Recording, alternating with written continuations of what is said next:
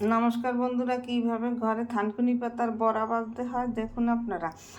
আমি হলুদ 1 চামচ, লবণ 1 চামচ নিয়েছি, আর বেসন দিয়েছি 1 টেবিল চামচ, আর আটা বা ময়দা যা দেন 1 টেবিল চামচ। তারপর মেখে এটাকে গোলাকার করে আমি ফ্রাই প্যান দিয়ে দিলাম। ফ্রাই প্যান গরম হলে তেল দিয়ে দেব। এখন আমি তেল দিয়ে দিছি ফ্রাই প্যানে।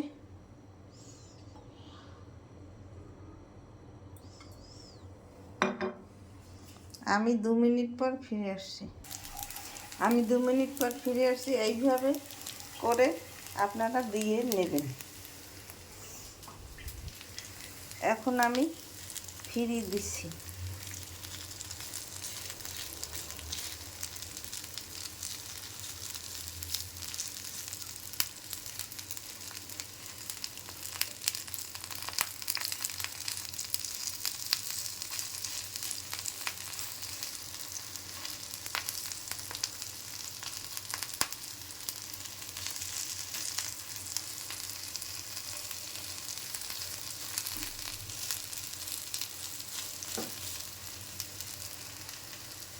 আমি 5 মিনিট পর ফিরে আসছি।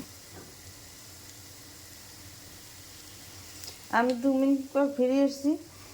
আমার থানকুনি পাতার বড়া ভাজা হয়ে গেছে। একটু মুসমুসে হলেই তুলে নিলেই রেডি হয়ে যাবে থানকুনি পাতার বড়া। আপনারা এভাবে ঘরে তৈরি করে খেয়ে দেখবেন, খেতে অনেক সুস্বাদু লাগবে।